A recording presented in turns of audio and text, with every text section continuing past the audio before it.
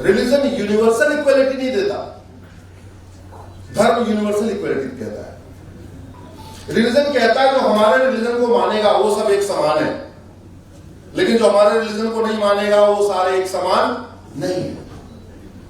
Religion कहता है fraternity among religion, और धर्म कहता है यूनिवर्सल फ्रेटर्निटी। तो भारत का संविधान जो फ्रेटर्निटी आया वो धर्म के लिए आया, रिलीजन के लिए आया, धर्म के लिए। डिग्निटी ऑफ इंडिविजुअल, लोगों की डिग्निटी, हालांकि आर्टिकल 21 में इसको रिट्रेट किया। तो ये जो डिग्निटी शब्द आया, सबका सम्मान, सबका सम्मान रिलीजन कहता है या धर्म कहता है? धर्म। रिलीजन कहता सबका सम्मान नहीं करना, जो हमारे वाले को ना माने उसका तो अपमान करो, उसको तो मार पीट भी सकते हो। हाँ, हमारा जो रिलीजन मानेगा उसकी डिग्निटी है, उसका सम्मान।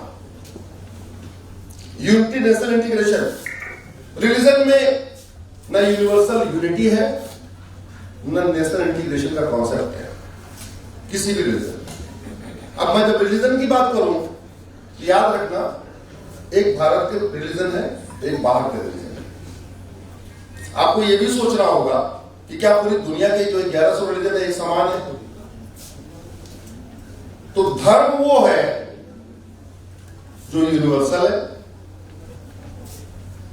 हमेशा से वो, उसके वैल्यूज में कोई चेंज नहीं आता।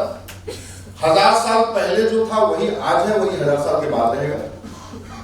रिलीजन वो पता नहीं 2000 साल पहले था भी कि नहीं था, आज है कि नहीं है, आज है, अगले 2000 साल बाद रहेगा नहीं रहेगा कोई गारंटी नहीं है। लेकिन धर्म 5000 साल पहले भी था, 10,000 साल पहले भी था, आज भी है, 10,000 साल के बाद रहेगा। रिलीजन, जो रिलीजन 2000 साल पहले नहीं थे वो आज है, और जो आज है वो रिलीजन 2000 साल के बाद रहेंगे, गारंटी नहीं। तो धर्म क्या हुआ? एक सतत प्रक्रिया हो गई जिसका न आदि है न अंत है, वो क्या है? धर्म। आगे बढ़ते, आर्टिकल 13 में कहा गया, अब भारत का संविधान बन चुका, 26 जनवरी 1950 को संविधान लागू हो गया। आर्टिकल 13 में क्या कहा गया कि कोई भी नियम कानून, रूल, रेगुलेशन, ऑर्डर, लॉ, बाइलॉ, जो कुछ भी है, जो पार्ट 3 का वायलेशन करेगा, यानी फंडामेंटल राइट्स का वायलेशन करेगा, वो क्या होगा? Illegal, wide, unconstitutional. पढ़ लिया होगा सब लोगों ने, प्रियम्बल तो पढ़ा ही होगा, आर्टिकल 13 पढ़ा ही होगा। आर्टिकल 13 में फिर आगे क्या कहा? स्टेट कोई ऐसा कानून नहीं बनाएगा जो पार्ट 3 के अगेंस्ट हो। आर्टिकल 13 के सब+3 में क्या कहा? जो भी रूल, रेगुलेशन, जो कुछ भी है, ये सब लॉ है। यानी आप पहले अगर अंग्रेज स्वतंत्रता से पहले कोई कानून चल रहा था जो पार्ट 3 का वायलेशन कर रहा है, वो खत्म। राज्य कोई नया कानून बनाएगा नहीं पार्ट 3 के अगेंस्ट। तो जरा हम ये समझते हैं कि पार्ट 3 क्या है। पार्ट 3 धर्म है या रिलीजन? फिर पार्ट 3 को समझते हैं, पार्ट 3 क्या है। पार्ट 3 क्या कहता है? Equality before law. आर्टिकल 14 शुरू करते हैं पार्ट 3, इक्वलिटी बिफोर लॉ और इक्वल प्रोटेक्शन ऑफ लॉ। लेकिन आप इसकी लैंग्वेज देखिए, इसमें यह नहीं कहा कि state shall secure equality before law, equal protection of law, बल्कि कहा state shall not deny equality before law, equal protection of law. जानते दोनों में अंतर क्या है? अगर हमारे फ्रेमर्स ये कह देते state shall secure equality before law, equal protection of law, तो आम जनता एक तरीके से वो आराम से घर में बैठ जाती कि यार हम कुछ करें चाहे ना करें, equality before law, equal protection of law तो हमें ये सरकार की ड्यूटी। तो उन्होंने निगेटिव टर्म यूज किया, equality before law, equal protection of law. आपको उसके लिए आपको सरवाइव करना है, आपको उसकी डिमांड करना। हाँ, राज्य उसका विरोध नहीं करेगा, राज्य उसको मना नहीं करेगा। तो आर्टिकल 14 की रिस्पॉन्सिबिलिटी किस पे दिया? केवल स्टेट पे नहीं दिया, बल्कि आम जनता, पब्लिक पे भी दे दिया। और आर्टिकल 14 में दो पैरा यूज किया, इक्वलिटी बिफोर लॉ और इक्वल प्रोटेक्शन ऑफ लॉ। सब लोग समान भी रहेंगे और सबको एक छतरी होगी जो सबको एक बराबर तौलेगी। आर्टिकल 14 का सेकंड पैरा क्या है? दोस्तों बोलिए, इक्वल प्रोटेक्शन ऑफ लॉ। सरकार सब एक छतरी बनाएगी और वो छतरी सबके लिए कॉमन होगी, सबको इक्वली प्रोटेक्ट करेगी। अब ये बताओ, सबको इक्वली प्रोटेक्ट करना ये धर्म सिखाता है या रिलीजन? जोर से बोलिए जरा। धर्म। रिलीजन कहता है ना, जो हमारी छतरी में आ गया ये तो एक समान है, जो पड़ोसी वाली बगल वाली छतरी में वो समान नहीं है, राइट? पूरा झगड़ा ये तो है, हमारा वाला ठीक है, जो हमारे में आ गया वो ठीक है, जो बगल वाले में वो ठीक नहीं है। तो आर्टिकल 14 क्या हुआ? किसको प्रमोट कर रहा है? धर्म या रिलीजन को? जोर से बोलिए जरा। धर्म को। वो कह रहा है equal protection of law. Article 15 क्या कहता है? State shall not discriminate based on religion, race, caste, section, place of birth. राज्य सरकार, राज्य, सेंटर और स्टेट किसी से जाति, पंथ, मजहब, रिलीजन, भाषा, जन्म स्थान के आधार पर भेदभाव नहीं करेंगे। आपको ये जान के आश्चर्य होगा, रिलीजन भेदभाव करना सिखाता है, धर्म भेदभाव को रोकता है। तो आर्टिकल 15 क्या हुआ? धर्म या रिलीजन? जोर से बोलिए जरा। धर्म। आर्टिकल 16 क्या कहता है? सबको इक्वल अपॉर्चुनिटी मिलेगी। रिलीजन कहता है सबको इक्वल अपॉर्चुनिटी मिलेगी, लेकिन किसको? जो उसने रिलीजन को फॉलो करेगा, जो उसके अम्ब्रेला में आ गया। और धर्म यूनिवर्सल इक्वलिटी की बात करता है, यूनिवर्सल इक्वल अपॉर्चुनिटी की बात करता है। और रिलीजन कहता मिलेगा तो, लेकिन पहले इधर आ जाओ, मेरे तंबू में आ जाओ, फिर इक्वल अपॉर्चुनिटी मिलेगी। मेरे तंबू के बाहर रहोगे तो जाओ, तुम्हें कुछ नहीं मिलेगा। तो आर्टिकल 16 क्या हुआ? धर्म या रिलीजन किसको प्रमोट कर रहा है? धर्म। आर्टिकल 17 अनटचेबिलिटी खत्म करना है। अनटचेबिलिटी में केवल शारीरिक अनटचेबिलिटी नहीं, मानसिक अनटचेबिलिटी भी खत्म करना है। मन से भी छुआछूत निकालना है, शरीर से तो निकालना ही निकालना है, मन से भी छुआछूत की भावना निकालनी है। ये धर्म कहता है या रिलीजन? जोर से बोलिए जरा। रिलीजन तो अनटचेबिलिटी सिखाता है, वो तो प्रमोट करता है। ये हमारे रिलीजन का है, ये बढ़िया है, ये बाहर वाला है, ये अनटचेबिलिटी। छूना नहीं इसको जब तक इधर ना आ जाए हमारे तंबू में। आर्टिकल 19 क्या कहता है? Freedom of speech.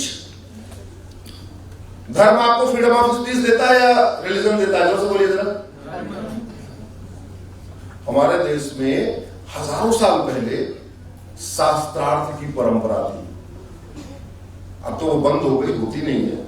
नहीं तो पहले संजीव जी शादी विवाह में जब द्वाचार होता था तो कम से कम 1 घंटे दोनों पंडित जी बैठ के पहले शास्त्रार्थी क्या करते थे, और सब लोग सुनते थे। वो परंपरा बंद हो गई। आजकल तो पूरा शादी विवाह को इवेंट वाले करवा रहे हैं, कैमरा में शादी विवाह करवा रहे हैं। हाँ, शिष्टाचार जो कार्यक्रम होता था भारत में, तो शास्त्रार्थ की परंपरा रही। तो बोलने की आजादी आपको धर्म देता है, रिलीजन देता है? जरा जोर से बोलिए जरा। सोचने की आजादी आपको धर्म देता है, रिलीजन? लिखने की आजादी आपको धर्म देता है, रिलीजन? कहीं पे भी घूमने टहलने, कहीं पे भी जाने, कहीं पे भी रुकने, कहीं पे भी बसने, कोई भी पेशा एक्सेप्ट करने, कोई ऑक्यूपेशन, कोई प्रोफेशन, कौन देता है? धर्म या रिलीजन? धर्म। तो आर्टिकल 19 किसको प्रमोट कर रहा है? धर्म। आर्टिकल 20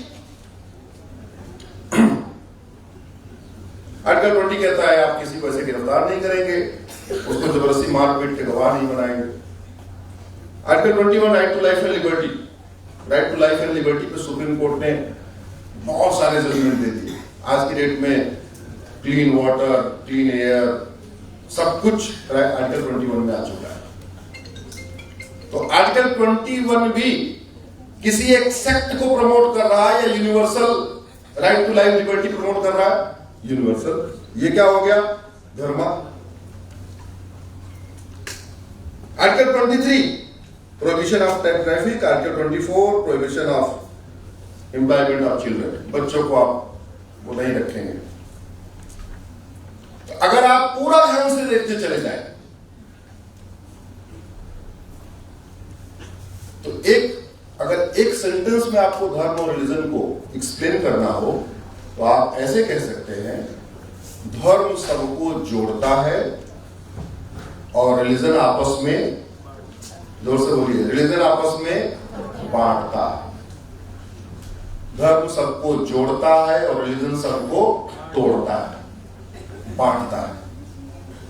अच्छा, आर्टिकल 14 से लेकर आर्टिकल 24 तक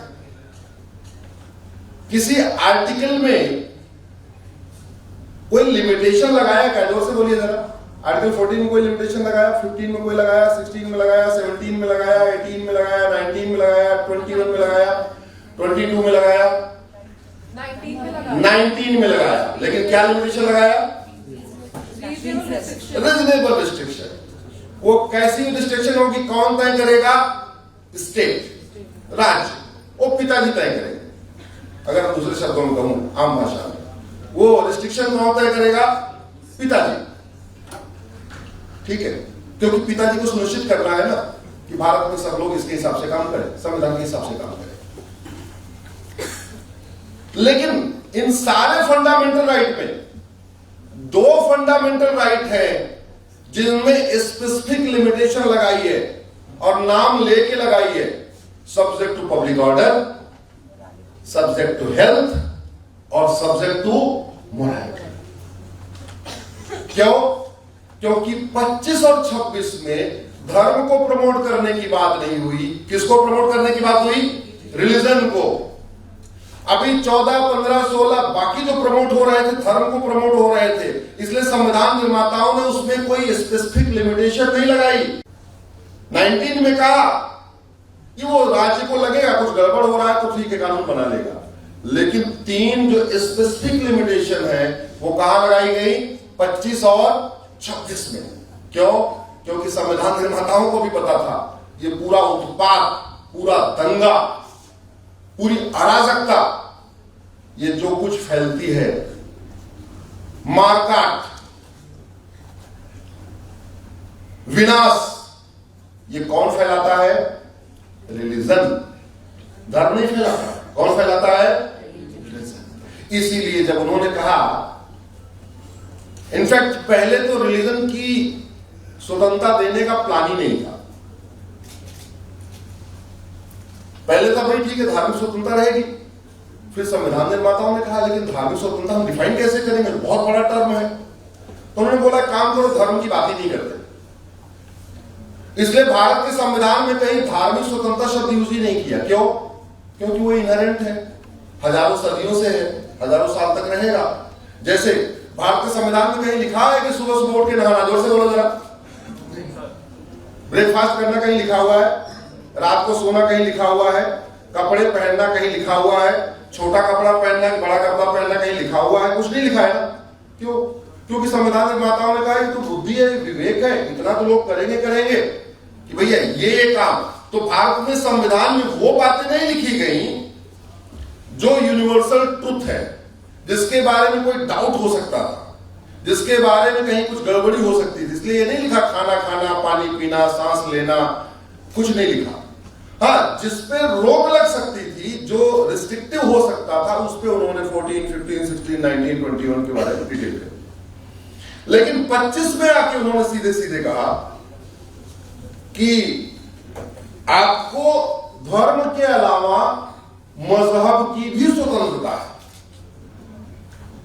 रिलीजन की भी स्वतंत्रता है, लेकिन subject to public order, health and morality. मजहब को फॉलो करते समय कोई ऐसा काम नहीं करेंगे जिससे पब्लिक ऑर्डर डिस्टर्ब हो जाए। मजहब को फॉलो करते समय, रिलीजन को फॉलो करते समय, पंथ को फॉलो करते समय कोई ऐसा काम नहीं करेंगे जिससे किसी की हेल्थ खराब हो जाए।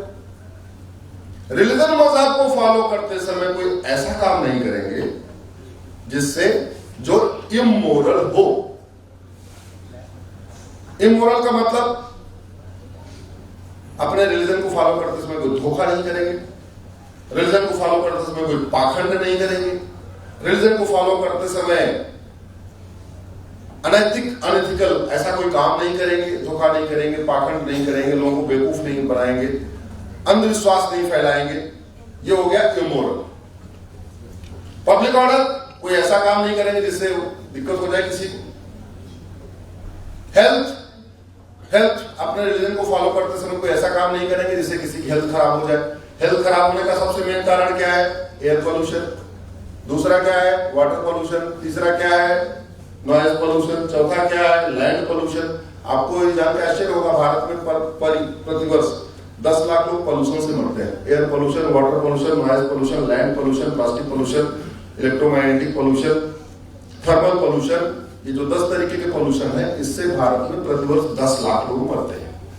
तो विदुर जी ने भी अपने 5,500 साल पहले अपने उसमें कहा, विदुर नीति में भी लिखा हुआ है कि धर्म को फॉलो करते समय आप कोई ऐसा कार्य नहीं करेंगे जिससे किसी का स्वास्थ्य खराब हो जाए। ये शब्द लगभग वहीं से समझो उठाया। पब्लिक ऑर्डर के बारे में वेदव्यास जी कहते हैं, काम करते समय कोई ऐसा काम नहीं करें जिससे किसी को असुविधा हो।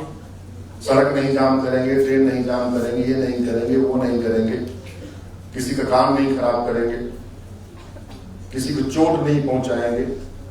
तो ये हो गया public order. Health and morality, कोई ऐसा काम नहीं करेंगे, धोखा, पाखंड, बेवकूफ बनाना, झूठ बोलना, ये करना, वो करना नहीं करेंगे। आर्टिकल 26 में क्या कहा? अपने रिलीजियस प्लेस बना सकते हैं, लेकिन फिर वही 3 limitation, subject to public order, health, morality. यानी जबरदस्ती किसी सरकारी जमीन पे कब्जा कर अपना रिलीजियस प्लेस नहीं बनाएंगे, किसी दूसरे की जमीन पे कब्जा कर अपना रिलीजियस प्लेस नहीं बनाएंगे। रिलीजियस प्लेस बनाते समय कोई ऐसा नहीं काम करेंगे कि जो है वो पब्लिक ऑर्डर डिस्टर्ब हो जाए। पता चला स्टेशन पे, रेलवे स्टेशन पे अपना रिलीजियस प्लेस बना लिया, हाईवे पे बना लिया, बस स्टैंड पे बना लिया, किसी के सामने बना लिया, ऐसा कोई काम नहीं करेंगे। तो अगर आप कॉन्स्टिट्यूशन को उठा के देखिए, आर्टिकल 14 से लेके और पूरे आर्टिकल 30 तक हर जगह धर्म को प्रमोट किया जा रहा है। अपना प्रियम्बल धर्म को प्रमोट कर रहा है। केवल 2 जगह रिलीजन को प्रमोट करने की छूट दी गई, और वो भी 3 लिमिटेशन लगा के की गई। इसलिए हम ये कह सकते हैं, भारत का संविधान तो धर्म की 100% स्वतंत्रता देता है, लेकिन रिलीजन की, मत की, पंथ की, मजहब की बहुत आंशिक स्वतंत्रता देता है। धर्म को और समझना है तो आप लोग बाद में, चूंकि आप लोग सब जैन जी हैं, गूगल कर सकते हैं 5 tenets of Hinduism, 5 tenets of Jainism, 5 tenets of Buddhism, 5 tenets of Sikhism. इसको गूगल कर लीजिए, आपको पता चलेगा वो 5 tenet क्या है। लेकिन अगर आप जो फॉरेन के रिलीजन है उनके 5 tenets देखेंगे तो एकदम आपको थोड़ा अंतर दिखेगा। वहां जो 5 tenets है वो रिलीजन के ऊपर फोकस है। भारत के जो रिलीजन है उनके जो 5 tenet है वो धर्म के ऊपर फोकस किए गए। आप 5 tenets आप आर्य समाज कर लीजिए, 5 tenets आप बुद्धिज्म कर लीजिए, अल्टीमेटली आपको सब मिलेगा अष्टांग योग से, यम नियम धारणा ध्यान समाधि इस पे मिलेगा। अब सवाल ये बनता है कि भारत का संविधान, एक तो ये तय हो गया कि भारत का संविधान 100% धार्मिक स्वतंत्रता देता है, लेकिन बहुत पार्शियल रिलीजियस फ्रीडम देता है। और इसको और एक्सप्लेन करने के लिए आर्टिकल 27 में क्या कहा? आर्टिकल 27 में कहा गया कि सरकार रिलीजन को प्रमोट करने के लिए 1 रुपए खर्च नहीं करेगी। ध्यान से समझिएगा। 26 में 3 लिमिटेशन लगाई, 25 में 3 लिमिटेशन लगाई, 27 में और क्लैरिफाई किया कि रिलीजन को प्रमोट करने के लिए 1 रुपए खर्च नहीं कर सकती सरकार। 28 में और उसको एक्सप्लेन किया, किसी सरकार के द्वारा फंडेड स्कूल में, सरकार के द्वारा मान्यता प्राप्त स्कूल में कोई रिलीजियस टीचिंग नहीं होगी। धार्मिक शिक्षा देने पे रोक नहीं लगाई। किस पे रोक लगाई? जोर से बोलिए जरा। Religious teaching. धर्म के प्रचार पे पैसा खर्च करने पे रोक नहीं लगाया। किस पे रोक लगाया? रिलीजन। तो 25, 26, 27, 28, 29, 29 चैप्टर अलग हो जाता है। 25, 26, 27, 28 ये फ्रीडम ऑफ रिलीजन नाम से हेड है। अगर आप कॉन्स्टिट्यूशन उठा के देखेंगे वो 4 आर्टिकल एक पार्ट में आते हैं, फ्रीडम ऑफ रिलीजन में। लेकिन 29-30 को अलग एक पूरा पार्ट दे दिया। उसका हेड क्या है? Cultural and education right. तो कल्चरल राइट में क्या दिया? भाई ठीक है, अपने रीतियों का पालन करना, लेकिन कुरीतियों का नहीं। प्रथा को फॉलो करना, लेकिन कुप्रथा को नहीं। धर्म को पालन करना, लेकिन किसी को धोखा मत देना, पाखंड मत करना, जबरदस्ती जो है उसके साथ अन्याय मत करना। आर्टिकल 30 को उठा के पढ़िए। आर्टिकल 30 में यह कहा गया, जो रिलीजियस माइनॉरिटी है, जो लिंग्विस्टिक माइनॉरिटी है, ये अपना एजुकेशन इंस्टीट्यूशन खोल सकते हैं। सबसे बड़ा ब्लंडर पिछले 75 साल में आर्टिकल 30 के ऊपर हुआ है। मैंने एक लेटेस्ट पीएल फाइल किया है और उसमें यह कहा है कि आप आर्टिकल 30 को ठीक से इंटरप्रिटेशन करिए। गड़बड़ हो गए, अभी तक के जो फैसले हैं गलत हुए। उसमें 3 जजेस के फैसले हैं, 5 के भी फैसले हैं, 7 के भी फैसले हैं। आर्टिकल 30 में कहा, जो रिलीजियस माइनॉरिटी है, जो लिंग्विस्टिक माइनॉरिटी है, उसको अपना एजुकेशन इंस्टीट्यूशन खोलने का अधिकार है। पता नहीं कहां सपने में पीछे से कुछ विचार आया, जहां एजुकेशन इंस्टीट्यूशन के पहले रिलीजन शब्द अपने आप ही जोड़ लिए। तो संसद ने और सुप्रीम कोर्ट ने एजुकेशन इंस्टीट्यूशन को रिलीजियस एजुकेशन इंस्टीट्यूशन समझ लिया। मैं चाहता हूं जो यहां फैकल्टी मेंबर्स है उसको इस बात पे कभी अलग से चर्चा करें। मैं वो पिटीशन भी शेयर कर दूंगा जो मैंने फाइल किया है। ये गलत व्याख्या है, ये व्याख्या ठीक नहीं है। आर्टिकल 30 आया क्यों? देश का विभाजन हो गया। आर्टिकल 29-30 आया क्यों? समझिए इसको। देश का डिवीजन हुआ। डिवीजन धर्म के आधार पर हुआ, रिलीजन के आधार पर हुआ। जोर से बोलिए जरा, जोर से बोलिए, किस आधार पर हुआ? रिलीजन के आधार। धर्म के आधार पर कोई डिवीजन तो हो ही नहीं सकता। धर्म तो सबको जोड़ता है, धर्म तोड़ना सिखाता ही नहीं है। इसलिए धर्म के आधार पर तो कोई विभाजन हो ही नहीं सकता। जिस घर में सब लोग धर्म का पालन करना शुरू करें, पिता अपने पिता धर्म का पालन करे, पुत्र अपने पुत्र धर्म का पालन करे, पत्नी पत्नी धर्म के पालन करे, भाई भाई के धर्म का पालन करे, बहन बहन का धर्म का पालन, सब अपने अपने धर्म का पालन करे, परिवार पर बढ़िया चलता रहे, कोई तोड़फोड़ नहीं होगी, कोई अराजकता नहीं है। लोग धर्म का पालन करें, डिवोर्स केस अपने आप ही खत्म हो जाए। लोग धर्म का पालन करें, कोर्ट केसेस अपने आप कम हो जाए। लोग धर्म का पालन करें, चोरी लूट झपटमारी अपने आप कम हो जाएगी। लोग धर्म का पालन करें, घूसखोरी, कमीशनखोरी, सूदखोरी, मिलावटखोरी, कालाबाजारी, नशा तस्करी, मानव तस्करी, सोना तस्करी अपने आप कम हो जाएगी। लोग धर्म का पालन करें, आतंकवाद, अलगाववाद, ज़िहाद, मजहबी उन्माद, पत्थरबाजी सब अपने आप बंद हो जाएगी। लोग धर्म का पालन करें, आधी समस्या अपने आप ठीक हो जाए। लोग धर्म का पालन नहीं कर रहे, समस्या इसलिए बढ़ रही, लोग रिलीजन का पालन कर रहे हैं, रिलीजन को फॉलो कर रहे हैं। तो आर्टिकल 30 में कहा कि सबको, जो रिलीजियस माइनॉरिटी है, जो लिंग्विस्टिक माइनॉरिटी है, उसको एजुकेशन इंस्टीट्यूशन खोलने का अधिकार है। सवाल यह है, ये रिलीजियस माइनॉरिटी है कौन और लिंग्विस्टिक माइनॉरिटी है कौन? माइनॉरिटी की यूनिट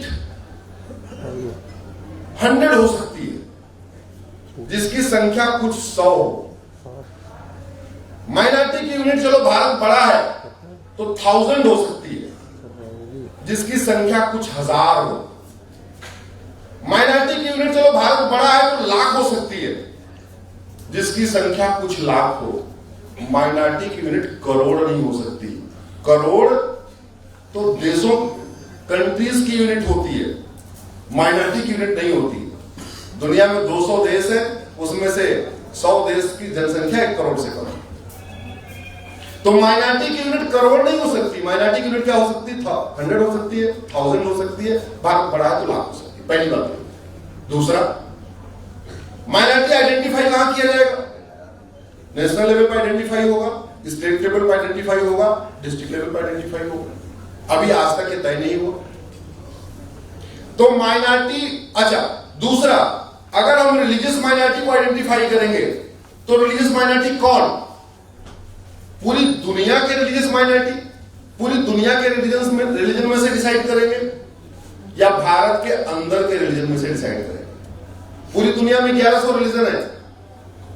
फिर तो 1099 रिलीजियस माइनॉरिटी हो जाएंगी भारत में, क्योंकि हिंदू 100 करोड़ है, बाकी जो लोग भी भारत में आएंगे उनको सिटीजनशिप मिलेगी, वो रिलीजियस माइनॉरिटी हो जाएगी। लिंग्विस्टिक माइनॉरिटी कैसे छाटेंगे?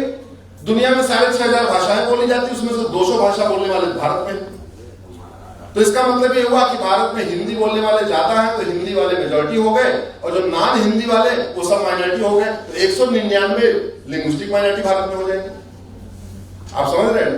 जब भारत में ढूंढेंगे तो पूरी दुनिया में 6,500 भाषाएं बोली जाती है, उसमें 200 भाषा भारत के अंदर बोली जाती है, तो फिर तो ये हिंदी के अलावा 199 लिंग्विस्टिक माइनॉरिटी हो जाएगी। दुनिया में 1100 रिलीजन है, 1100 में से 100 रिलीजन, 100 सेक्ट, 100 मजहब, 100 पंथ मानने वाले भारत में रहते हैं, तो फिर तो हिंदुओं के अलावा 99 जो है रिलीजियस माइनॉरिटी हो जाएगी। दुर्भाग्यवश इन शब्दों से सुप्रीम कोर्ट भी भाग रहा है और सरकार भी भाग रही है। आर्टिकल 30 के नाम पे भारत में माइनॉरिटी कमीशन एक्ट बन गया। आर्टिकल 30 के नाम पे 2004 में माइनॉरिटी एजुकेशन एक्ट बन गया। आर्टिकल 30 के नाम पे माइनॉरिटी कमीशन बन गया, माइनॉरिटी अफेयर मिनिस्ट्री बन गई, माइनॉरिटी के नाम पे स्कूल बन गए, माइनॉरिटी के नाम पे कॉलेज बन गए, अलीगढ़ को भी माइनॉरिटी यूनिवर्सिटी का दर्जा मिल गया, जामिया को माइनॉरिटी यूनिवर्सिटी का दर्जा मिल गया, but who is minority? Only God knows. भगवान के अलावा और किसी को नहीं पता है कि भारत में माइनॉरिटी है कौन, और प्रयास भी नहीं किया जा रहा। भाई अगर आप ये कहते हो कि भारत के राज्य लैंग्वेज के आधार पे बने, भारत में जो स्टेट बने लैंग्वेज के आधार पे बने, तो अगर हम स्टेट लेवल पे माइनॉरिटी को आइडेंटिफाई करेंगे, लिंग्विस्टिक माइनॉरिटी को, फिर तो स्टेट लेवल पे रिलीजियस माइनॉरिटी को आइडेंटिफाई करेंगे। स्टेट लेवल पे रिलीजियस माइनॉरिटी आइडेंटिफाई करेंगे, फिर तो रिजल्ट कुछ और ही बताएगा, कुछ और ही निकल गया है। तो ये जो बड़े कठिन सवाल है, बड़े कठिन प्रश्न है कि भारत में माइनॉरिटी कौन है, माइनॉरिटी की डेफिनेशन क्या है, माइनॉरिटी को आइडेंटिफाई करने की गाइडलाइन क्या है, माइनॉरिटी नेशनल लेवल पर आइडेंटिफाई होगा, स्टेट लेवल पर आइडेंटिफाई होगा या डिस्ट्रिक्ट लेवल पर आइडेंटिफाई होगा, क्या रिलीजियस माइनॉरिटी का पैरामीटर अलग होगा, लिंग्विस्टिक माइनॉरिटी का पैरामीटर अलग होगा, और अगर हम लिंग्विस्टिक माइनॉरिटी छांटेंगे तो जितने लोग भारत में बोलने वाले हैं सब में से देखेंगे, या जो आपके कॉन्स्टिट्यूशन में जो लैंग्वेजेस दी हुई है 22 लैंग्वेजेस उसमें से छांटेंगे। ये ऐसे सवाल हैं जिनके ऊपर न कभी एकेडमिक डिस्कशन हुआ, न जुडिशियल डिस्कशन हुआ, न कॉलेजेस में ऐसे विषयों पर चर्चा हुई। इसीलिए एक कार्यक्रम में आदरणीय संजीव जी मिले, मैं मिली और भी कई लोग मिले, तो हमने कहा भाई ये चर्चा करो। तो ये जो डिस्कशन हो रहा है ये भारत के पहले लॉ कॉलेज में आपके सामने हो रहा है, तो आप लोग अपने लिए जोर से ताली बजाएं। धर्म और रिलीजन पे पिछले 75 साल में मेरी जानकारी में, हो सकता कहीं हुआ हो, लेकिन धर्म और रिलीजन के ऊपर पिछले 75 ईयर्स में मुझे मेरी जो जानकारी है कि पहली बार महाराजा अग्रसेन कॉलेज में ही डिस्कशन हो रहा है, इसके आज तक पहले कभी हुआ ही नहीं। और आर्टिकल 30 के ऊपर पहली बार इस तरीके का डिस्कशन केवल महाराजा अग्रसेन कॉलेज में हुआ है, न एनएलयू बेंगलोर में हुआ है, न हैदराबाद में हुआ है, न नालसार में हुआ, कहीं नहीं हुआ है, ये डिस्कशन ही नहीं हुआ। सब कुछ चल रहा है, minority commission, minority affair ministry, minority के नाम पे लोन, माइनॉरिटी के नाम पे वजीफा, माइनॉरिटी के नाम पे फलाने, माइनॉरिटी के नाम पे ये, माइनॉरिटी के नाम पे वो। लेकिन who is minority, how to identify minority, whether the minority will be identified at national level, state level और डिस्ट्रिक्ट लेवल, कुछ भी तय नहीं हुआ। ये होना चाहिए कि नहीं होना चाहिए, जोर से बोलिए जरा। अब एक प्रश्न ये आएगा कि भारत में रिलीजियस फ्रीडम तो दी हुई है, धार्मिक स्वतंत्रता भाई वो तो 100% है, लेकिन पार्शियल रिलीजियस फ्रीडम दी हुई है 25-26 में। तो रिलीजन को प्रमोट करने के लिए क्या करें? गुरुकुल, मदरसा, ये धर्म को प्रमोट करते हैं, रिलीजन को जोर से बोलिए जरा। क्या गुरुकुल मदरसा एक समान है? नहीं। तो फिर कैसे कहते हैं दोनों रिलीजन को प्रमोट कर रहे हैं? वसुधैव कुटुंबकम, पूरा पृथ्वी एक परिवार है। ये धर्म है या रिलीजन है? जोर से बोलिए जरा। धर्म। ये गुरुकुल में सिखाया जाता है, मदरसे में? आप सोच रहे हो मुझे क्या पता, ना मैं तो गुरुकुल गया, ना मैं मदरसा गया, मुझे क्या पता? ये भी बड़ा वाजिब सवाल है कि जब मैंने पढ़ा ही नहीं, मैं तो कॉन्वेंट में पढ़ा हूँ, मैं मॉन्टेसरी में पढ़ा हूँ, मैं मिशनरी स्कूल में पढ़ा हूँ, मैं सीबीएसई आईसीएसई बोर्ड के स्कूल में पढ़ा, मुझे तो क्या पता कि गुरुकुल में क्या पढ़ाया जाता है और मदरसे में क्या पढ़ाया जाता है? ये भी एक आपका जायज सवाल हो सकता है। लेकिन आप जरा सोचो, पूरा पृथ्वी एक परिवार है, वसुधैव कुटुंबकम। ये धर्म है या रिलीजन है? जोर से बोलिए। धर्म। नारी तू नारायणी, ओके, हजारों साल पहले कहां लिखा गया? पहली बार मनुस्मृति में। नारी नारायणी है, नर तू नारायण नहीं लिखा गया, नारी तू नारायणी। ये धर्म है, रिलीजन है? धर्म। यत्र नारस्तु पूजते रमन्ते तत्र देवता, जहां नारी की पूजा होती है, जहां बेटियों का सम्मान होता है, बेटियों की पूजा होती है, वहां देवता निवास करते हैं। ये धर्म है, रिलीजन है? जोर से बोलिए जरा। जननी जन्म भूमिश्च स्वर्गात् गरीयसी, माता और मातृभूमि स्वर्ग से बढ़कर है। ये धर्म है या रिलीजन? जोर से बोलिए जरा। धर्म। सर्वमंगल मांगल्ये शिवे सर्वार्थ साधिके, ये धर्म है या रिलीजन है? धर्म। सर्वे भवन्तु सुखिनः सर्वे सन्तु निरामया, ये धर्म है या रिलीजन है? धर्म। और ये कहां पढ़ाया जाता है? जोर से बोलिए जरा। गुरुकुल में या मदरसे में? गुरुकुल में। यस। तो गुरुकुल में क्या सिखाया जाता है? धर्म। थोड़ा रिलीजन भी सिखाया जाता है, सुबह उठना, ये करना, ये करना, ये करना, थोड़ा रिलीजन भी सिखाया जाता है। लेकिन मेजॉरिटी पार्ट क्या है गुरुकुल में? धर्म। अब दूसरी तरफ आ जाओ, जो हमारा वाला माने वो ठीक, हमारा वाला ना माने उसके लिए ये भी कर सकते हो। जो हमारी बात माने वो ठीक, नहीं माने तो ये भी कर सकते हो। जो हमारी किताब को माने वो ठीक, जो हमारी किताब को ना माने उसके लिए कुछ भी कर दो। जो हमारे गॉड को माने वो ठीक, जो हमारे गॉड को ना माने वो तो नॉन बिलीवर है। क्या कॉन्सेप्ट है? बिलीवर और नॉन बिलीवर, पाक और नापाक। हमारी बात मानेगा, हमारी किताब को पढ़ेगा, हमारे गॉड को प्रेयर करेगा, जैसा हम रहते हैं वैसे ही करेगा तो पाक, और जो नहीं किया तो नापाक। तो ये क्या हो गया? रिलीजन। दुर्भाग्य देखिए, एक तो दोनों के एक ही जगह जाके फिट कर दिया कि जैसा गुरुकुल होता है वैसे ही मदरसा। दूसरा कह रहे हैं अगर आपको गुरुकुल खोलना है तो आर्टिकल 26 और मदरसा खोलना है तो आर्टिकल 30। और मेरे एक बार अभी मेरे कार्यक्रम के बाद आर्टिकल 30 को कम से कम 10 बार ध्यान से सुन पढ़ना, 10 बार पढ़ना कि आर्टिकल 30 में कहीं रिलीजन शब्द आया क्या? आर्टिकल 30 में आया कि भारत में जो लिंग्विस्टिक माइनॉरिटी है, जो रिलीजियस माइनॉरिटी है, उनको अपना establish and administer education institution of their choice. तो जहां एजुकेशन इंस्टीट्यूशन लिखा हुआ है उसको सेकुलर एजुकेशन इंस्टीट्यूशन पढ़ने की बजाय रिलीजियस एजुकेशन इंस्टीट्यूशन पढ़ लिया, ये सबसे बड़ा पहला ब्लंडर हो। और जहां ऑफ देयर चॉइस है, चॉइस का मतलब क्या? चॉइस का मतलब ये देश का विभाजन रिलीजन के आधार पर हुआ था। कुछ लोगों ने बोला हम भारत में रहेंगे, हम बाहर नहीं जाएंगे, बाहर हम यही रहना चाहते हैं, तो हमें थोड़ा सा रिट्रेट कर दो। संविधान निर्माताओं ने कहा आर्टिकल 19 में तो पहले बोला हुआ है जो स्कूल खोलना है खोल लेना, कॉलेज खोलना है खोल लेना, अलग से क्या जरूरत है? बोले नहीं साहब देखो बहुत माहौल गर्म है यहाँ, बहुत वो है, चूंकि गवर्नमेंट जो बनी है वो उसके अंदर एक गुस्सा है, लोगों के मन में गुस्सा है, देश का बंटवारा हुआ है, तो कल को हमें अपना त्योहार न मनाने दे, फेस्टिवल न मनाने दे, अपने तरीके से कपड़ा न पहनने दे, अपनी किताब न पढ़ने दे।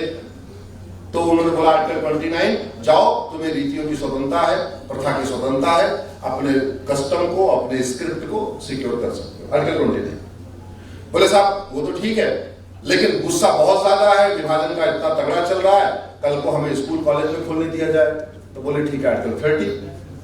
पहले तो संविधान निर्माताओं ने बोला ना, अलग से क्यों करना? आर्टिकल 19(1)(g) में दिया हुआ है कि स्कूल कॉलेज खोलो अपने अपने हिसाब से। बोले नहीं, एक बात थोड़ा अगर स्पेशली कह देंगे तो ठीक है। तो आर्टिकल 29-30 कैसे है आपको बताता हूं प्रैक्टिकली। कि पिताजी घर में 5 बच्चे हैं, पर डे दूध आता है सबको एक एक गिलास दूध मिलता है, लेकिन एक बच्चे की थोड़ी तबीयत ठीक नहीं है, उसको डॉक्टर ने बोला भाई इसको दूध 1 गिलास देते रहना। तो पिताजी ने आके बोला घर में, एक काम करना, इसको जो है पर डे 1 गिलास दूध देते रहना। पिता ने ये थोड़ी बोला था बाकी 4 को दूध ही मत देना, वो तो डॉक्टर ने बोला था कि जरा इसको पर डे 1 गिलास दूध देते रहना, इसलिए पिताजी ने बोला भाई पर डे इसको 1 गिलास दूध देते रहना। उसकी व्याख्या कर लिया कि बाकी 4 को दूध नहीं देना, अब दूध केवल एक को ही देना। ये मिस इंटरप्रिटेशन हुआ है आर्टिकल 30 का, ये गलत डॉक्ट्रिन निकली आर्टिकल 30 की। और दुर्भाग्यवश माइनॉरिटी कौन होगा, न 2 जजों की बेंच ने माइनॉरिटी के ऊपर फैसला देते समय डिसाइड किया, न 3 जजों की बेंच ने किया, न 5 ने किया प्रभाती वाले केस में, न 7 ने किया जो लेटेस्ट अलीगढ़ का जजमेंट आया। हमने एक पिटीशन फाइल किया है, उसमें ये आग्रह किया है कि प्लीज सबसे पहले माइनॉरिटी को डिफाइन कर दीजिए, माइनॉरिटी को आइडेंटिफाई करने की गाइडलाइन बना दीजिए, और एक और क्लेरिफिकेशन दे दीजिए कि आर्टिकल 30 आपको सेकुलर एजुकेशन इंस्टीट्यूशन खोलने की इजाजत देता है। लॉ कॉलेज खोलिए, इंजीनियरिंग कॉलेज खोलिए, मेडिकल कॉलेज खोलिए, कॉमर्स कॉलेज खोलिए, साइंस कॉलेज खोलिए, बीएड कॉलेज खोलिए, न कि मदरसा खोलने की इजाजत देता है। क्यों? क्योंकि आर्टिकल 26 ऑलरेडी दिया हुआ है।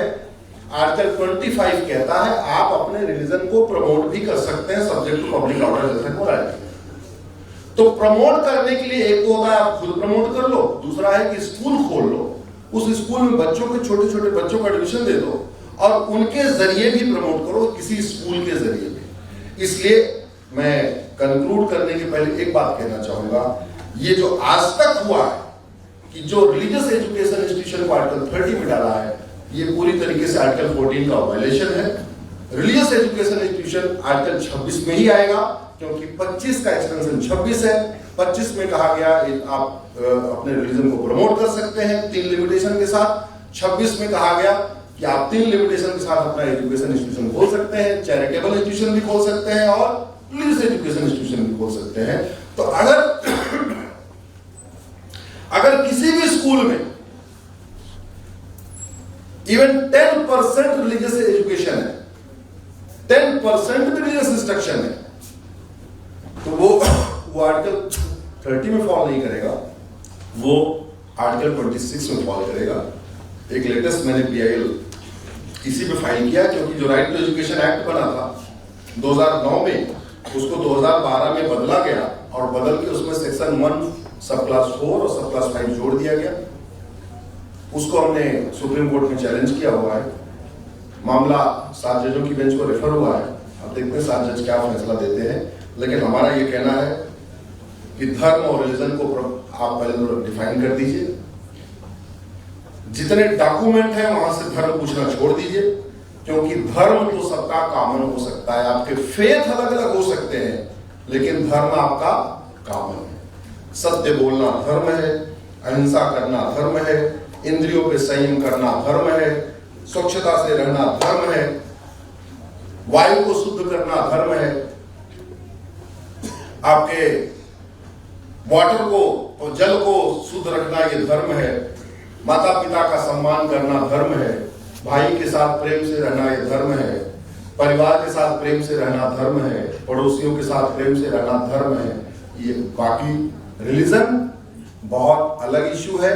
एक सेंटेंस में कहूं, धर्म सबको जोड़ता है, रिलीजन सबको तोड़ता है। इसलिए रिलीजन अलग अलग फॉलो करने वालों के बीच में भी ऐसे लोग हो सकते हैं जो विचारों से एक हों।